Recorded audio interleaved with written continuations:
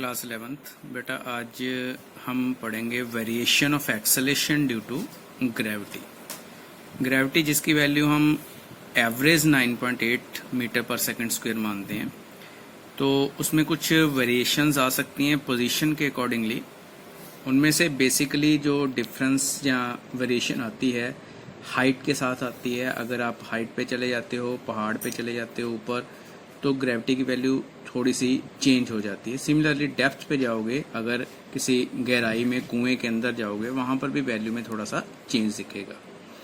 इसी तरह से अर्थ की जो शेप है हमें पता है कि एग्जैक्टली स्फेरिकल नहीं है, तो जिस वजह से उसकी शेप की वजह से भी अलग अलग पोजीशन के ऊपर ग्रेविटी की वैल्यू जो है वो अलग अलग रहती है। और उसके अलावा जो फोर्थ पॉइंट यहाँ लिखा हुआ है, the effect of the rotational motion of the अर्थ, क्योंकि अर्थ रोटेट कर रही है अपने एक्सिस के अराउंड, तो उस वजह से जो है ग्रेविटी की जो एक्चुअल वैल्यू और अपेरेंट वैल्यू में कुछ डिफरेंस आता है। तो इनमें से जो ज़्यादा डिटेल में हम पढ़ने जा रहे हैं वो है हाइट की वजह से और डेप्थ की वजह से क्या डिफरेंस आएगा।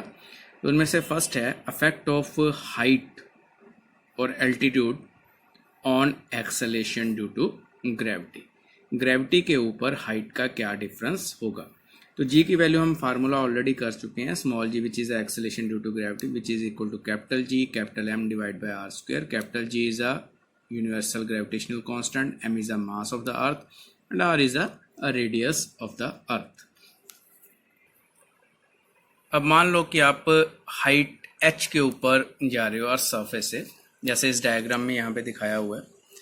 तो इस डायग्राम के accordingly R is a radius of earth, यहाँ से लेकर यहाँ तक है, और वहाँ से ऊपर हाइट एच पे आप पहुँच गए हो।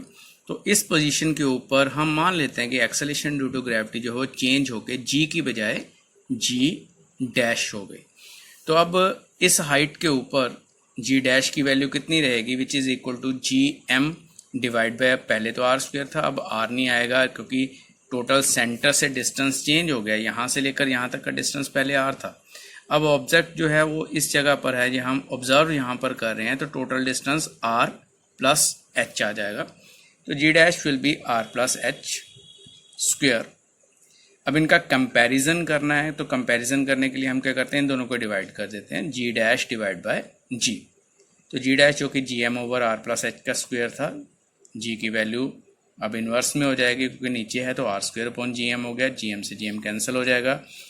Now you will get R square over R plus H का होल स्क्वायर। तो इसी चीज़ को हमने सिंप्लीफाई करना है। सिंप्लीफाई करने के लिए हम क्या करेंगे, यहाँ से नीचे वाली साइड से आर स्क्वायर कॉमन निकाल लेंगे, तो अंदर क्या बचेगा, 1 प्लस एच ओवर आर, इसका होल स्क्वायर। अब ये आर स्क्वायर से आर स्क्वायर कैंसिल हो गया, और फाइनली क्योंकि ऊपर अब 1 रह गया, तो नीचे वाली टर्म को अगर हम ऊपर ले जाएंगे तो 1 प्लस एच ओवर आर, उसकी पावर नीचे 2 थी, ऊपर हो गई -2। तो यहाँ तक इसको सॉल्व करने के बाद हम चाहते हैं कि इसको थोड़ा सा और ज़्यादा सॉल्व किया जाए।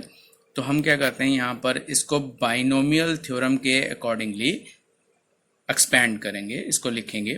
अब बाइनोमियल थ्योरम मैथमेटिक्स में आपने पढ़ ली होगी अब तक, तो उसके अकॉर्डिंगली 1 प्लस एक्स की पावर अगर आपके पास कोई है ऊपर, जो भी n कहते हैं, तो वैल्यू आपके पास कितनी होती है, 1 plus N X plus higher terms जो स्क्वायर में हो जाती हैं।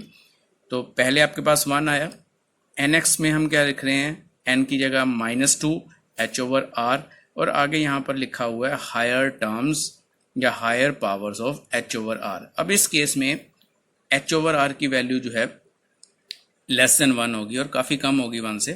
तो ऐसी सिचुएशन में अगर आप उसका स्क्वायर करोगे, क्यूब करोगे या हायर पावर्स करते हो, तो वैल्यू वो और ज़्यादा कम हो जाए, क्योंकि ऑलरेडी एच ओवर आर काफ़ी कम है। तो ऐसी हायर पावर जो कि बहुत छोटी हो जाएंगी बाद में, उसको हम निगलेक्ट कर देते हैं यहाँ पे। Usually H is quite small as compared to R, the higher power can be neglected. तो आपके पास जो वैल्यू बनेगी, G dash divide by G is equal to 1 - 2h over R. तो ये आपके पास फाइनल रिजल्ट है जो कि आता है आपको कंपैरिजन करने के बाद कि जी डैश की वैल्यू कितनी होगी।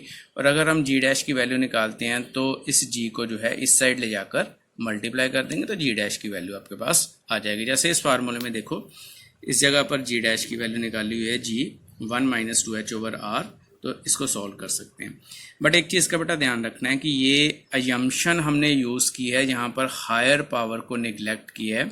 तो ये जो नीचे वाला फार्मूला है ये तभी यूज़ करना है जब h स्मॉल है, हाइट कम है और r बहुत ज़्यादा है। r की मतलब r तो कांस्टेंट ही रहेगा जो 6400 किलोमीटर है radius of earth, but h की वैल्यू अगर कंपेयर में काफ़ी कम है, 2-4 किलोमीटर तक है, तो हम इस फार्मूले को यूज़ कर सकते हैं। बट अगर h की वैल्यू बहुत ज़्यादा है, मान लो 6400 किलोमीटर के कंपेयर में आप कह सकते हो कि 1000, 2000, 3000 किलोमीटर अगर बन जाती है, तो ऐसी सिचुएशन में ये वाला फार्मूला एक्यूरेट रिजल्ट नहीं देगा। उस टाइम पर आप ये इनमें से कोई भी यूज़ कर सकते हो, ये कर सकते हो, ये तीनों एक ही हैं, सिर्फ इनको लिखने का प्रोसेस थोड़ा अलग अलग तरीके से लिखा हुआ है। तो इनमें से कोई भी फार्मूला तब यूज़ होगा जब हाइट ज़्यादा है, बट अगर हाइट कम है तो आप इस फार्मूले को यूज़ कर सकते हो।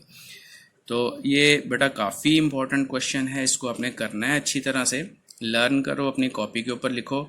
अक्सर ये क्वेश्चन जो है आपके पेपर में आता है, अच्छी तरह से बेटा इसको करना है।